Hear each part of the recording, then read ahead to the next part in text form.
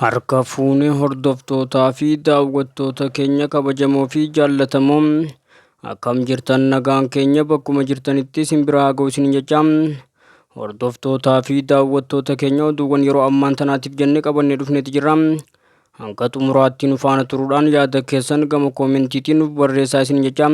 YouTube chaanaalii keenya subscribe godhuudhaan miseensa ta'uun viidiyoon keenya namoota hedduu bira akka ga'uuf ammoo like share godhuu hin dagatinaa isin jenna. Kallattumaan gara oduutti isin dabarsina.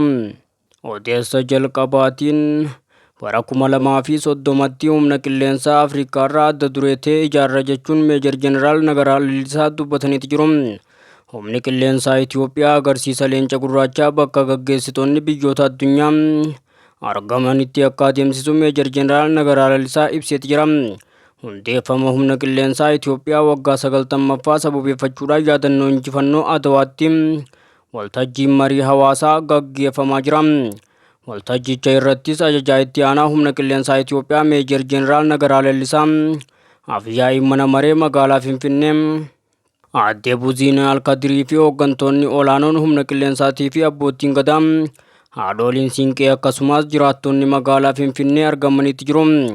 Jijjiiramaan booda Itoophiyaan humna qilleensaa cimaa fi meeshaalee waraanaa ammayyaa hidhatee ijaaruun akka dandeesse afyaa'ii mana maree magaalaa Finfinnee Aadde Buziin dubbatanii jiru. Ajajaa itti aanaan humna qilleensaa Itoophiyaa Meejar Jeneraal Nagaraa Lalisaa jijjiiramaan as bara 2010 irraa jalqabee haaromsa gadi fagoo dhaabbaticha keessatti taasifameen humna namaa leenjisuun meeshaalee waraanaa ammayyaa hidhachuudhaan humna qilleensaa akka Afriikaatti dorgomaa ta'e ijaaruun akka danda'ame himan. Yeroo ammaa humnoonni qilleensaa Itoophiyaa kutaalee biyyattii iddoowwan murteessoo ta'anitti bakka leenjii gurguddoo qabaachuus kan himan yoo ta'u bara 2030tti humna qilleensaa Afriikaarraa adda duree ta'e ijaaruudhaaf xiyyeeffannoo olaanaadhaan hojjetamaa jiraachuu ibsaniiti jiru. Yeroo dhihoottis humni qilleensaa Itoophiyaa agarsiisa humna qilleensaa leenca gurraacha bakka biyyoonni garaagaraa argamanitti akka adeemsisu Meejar Jeneraal Nagaraa Lalisaa ibseeti jira. Humni qilleensaa Itoophiyaa raayyaadhaa fi humna qilleensaa Itoophiyaa madaaluu kan meeshaalee ammayyaa hidhatee ijaaruu danda'eeti jiraas jaaniiti jiru. Odeessa biraatiin daandiin qilleensaa Itoophiyaa baay'ina maamiltoota isaa dabalaa dhufe keessummeessuudhaaf xayyaarota haaraa 120 ajajuu beeksise. Raawwachiisaa olaanaan hojii daandichaa obbo Masfiin Xaasaw turtii gaazexaa Pilaas waliin taasisaniin daandiin qilleensaa Itoophiyaa yeroodhaa gara yerootti guddachaa dhufuu dubbataniiti jiru. Baay'inni maamiltootaatis dabalaa jiraachuun isaa hojichaaf xiyyaaronni haaraan akka barbaachisan eeraniiti jiru. Haaluma kanaan yeroo ammaa bittaan xiyyaarota 120 ajajamuu obbo Masfiin kan himan yoo ta'u xiyyaarota ajajaman keessaa kan xiyyaarota xixiqqaa akka lakkoofsa Awurooppaatti bara 2026 irraa kaasee wal harkaa fuudhiinsi akka jalqabamus beeksisaniiti jiru. Xiyyaaronni gurguddaan ammoo akka lakkoofsa Awurooppaatti bara 2028 irraa kaasee waggoota 3 keessatti wal harkaa fuudhiinsa raawwachuudhaaf karoorfameeti jira. Kana malees bara 2030 takka irraa kaasee xiyyaarota wal harkaa fuudhiinsi taasifamu ammuma irraa ajajuudhaaf dhaabbilee oomisha xiyyaaraa Booyingii, Eerbaasii fi kanneen biroo waliin mariin taasifamaa jiraachuu himeeti jira. Mariin kunis jalqaba bara 2026tti murtoo akka argatu kan eegamu ta'uu obbo Masfiin Xaasaw eereeti jira. Odeessa biraatiin balaa tiraafikaa aanaa Qarsaa Araddaa Umaraatti mudatee lubbuun namoota 9 dabreeti jira. Godina Harargee Bahaa aanaa Qarsaa Araddaa Umaraa iddoo addaa riqicha Qarsaa jedhamutti balaa tiraafikaa mudatee lubbuun namoota 9 darbeeti jira. Balaa kanaan lubbuun namoota 9 yoo darbu namoota 7 irra miidhaan cimaanii fi salphaan qaqqabus qajeelcha poolisii godina Harargee Bahaatti itti gaafatamaan kutaa kominikeeshinii fi miidiyaa gargaaraa inspeektaraa himaniiti jiru. Akkasuma ka'umsi balaa kanaa qoratamaa jiraachuulleen ibsamee jira. Odeessa biraatiin Itoophiyaa fi Jabuutiin geejjiba oomishaalee galii fi alergii caalmaatti saffisiisuuf tumsa hunda galeessa cimsanii itti fufsiisuudhaaf murannoo qaban mirkaneessaniiti jiru. Jilli hooggantoota olaanoo sadarkaa ministeera muummee itti aanaatti itti gaafatamaa qindeessaa giddugala ijaarsa sirna dimookiraasiitii fi pirezidaantii itti aanaa paartii badhaadhinaa obbo Adam Faarahiin durfamuu ministeera dhimma alaatii fi tumsa idil addunyaa Jabuutii Abdulqaadir Huseen waliin mari'atanii jiru. marii isaaniitiin michummaa biyyoota lameen gidduu jiru dhimmoota caalmaatti cimsuudhaaf dandeessisan irratti mari'atame. Geejjiba oomishaalee galii fi alergii caalmaatti saffisiisuudhaaf walitti hidhamiinsa damee hedduu qaban cimsanii itti fufsiisuudhaaf murannoo qaban mirkaneessaniiti jiru. Jilli obbo Haatan Faarahin durfamu Jabuutiitti daawwannaa hojii taasisaati jira. Odeessa biraatiin bittaa fi gurgurtaa maallaqa sobaa irratti namoota bobba'anii turan to'achuu poolisiin Finfinnee beeksise. Finfinneetti namoota nootii maallaqa sobaa maxxansuudhaan gara gabaatti seensisuudhaaf turan kutaa bulchiinsa magaalaa Lidataa aanaa 7 bakka addaa hoteela Asab Jaamutti maallaqa kanaa waliin to'annaa jala oolchuu koomishiniin poolisii magaalaa Finfinnee beeksise.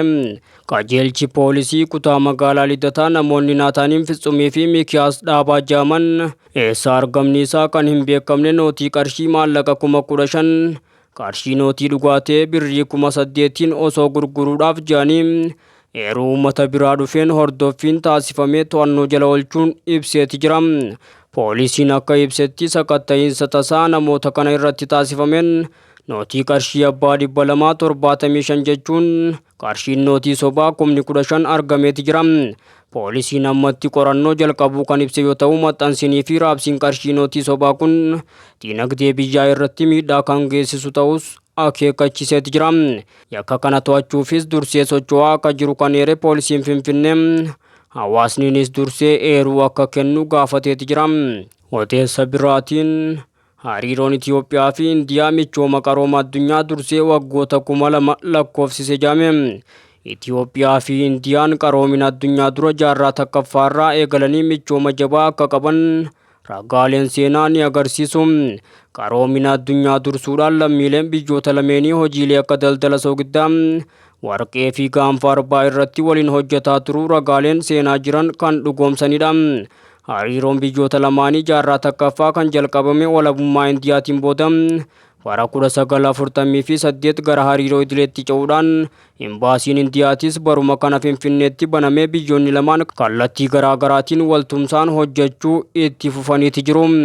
Biyyoonni lamaan durirraa jalqabanii hariiroo jabaa addunyaa ajaa'ibaa qaban Itoophiyaa fi Indiyaan hanga gamtaa biyyoonni humna guddaa qaban keessa jiran BRICSitti miseensa ta'utti ce'uudhaan ashaaraa jaarraa takkaffaatti jalqabee barootatti ce'isuun addunyaa irratti seenaa addaa katabaniiti jiru. Faajjii bilisummaa gurraachootaa ta'uudhaan kan leellifamtu Itoophiyaan biyya Afrikaa jalqabaa imbaasii Indiyaa bara 1948 Finfinneetti hundeessite jaamuudhaan maqaan biyyattii lammiilee Indiyaa biratti ol kaafamee dubbatama. Erga ministeerri muummee Indiyaa duraanii Manmohan Singh akka lakkoofsa Awurooppaatti bara 2010 akka Itoophiyaa daawwataniin booda yeroo duraatiif tibbana Itoophiyaa daawwataa kan turan ministeerri muummee Indiyaa Narendra Modiin Itoophiyaa waliin dhimmoota tumsa waraanaa, investimentii, daldalaa fi barnoota irratti hojjechuun biyyoota kamuu caalatti gurra guddaa akka qaban xiinxaltoonnii fi miidiyaaleen irraa dubbataati jiru. Hooggantoota biyyoota addunyaa jajjaboo akka Raashiyaa, Vladimir Putin, Chaayinaa, Xi Jinping, Biraazil, Lula da Silva fa'aa waliin ta'uudhaan gamtaa BRICS kan hundeessan Narendra Modiin gaaffii miseensummaa Itoophiyaan gamtaa kanatti dabalamuudhaaf dhiyeessitetti xiyyeeffannoo kennuun Itoophiyaan tarree biyyoota jajjaboo akka hiriirtu tumsuun seenaa lammiilee Itoophiyaa biratti leellifamu hojjetanii jiru.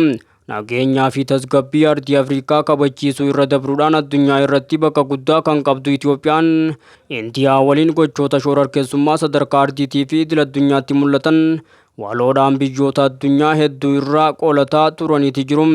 Addunyaa irraa humna waraanaa cimaa qabaachuudhaan Ameerikaa, Raashiyaa fi Chaayinaatti aanuudhaan sadarkaa afuraffaa irratti kan argamtu Indiyaan Itoophiyaa waliin tumsa waraanaa akka nageenya saayibarii, industirii ijaarsa humnaatii fi dandeettii raayyaa ittisaa irratti waliin hojjetaa jiraachuu miidiyaaleen biyya keessaa tamsaasuu irratti argamu.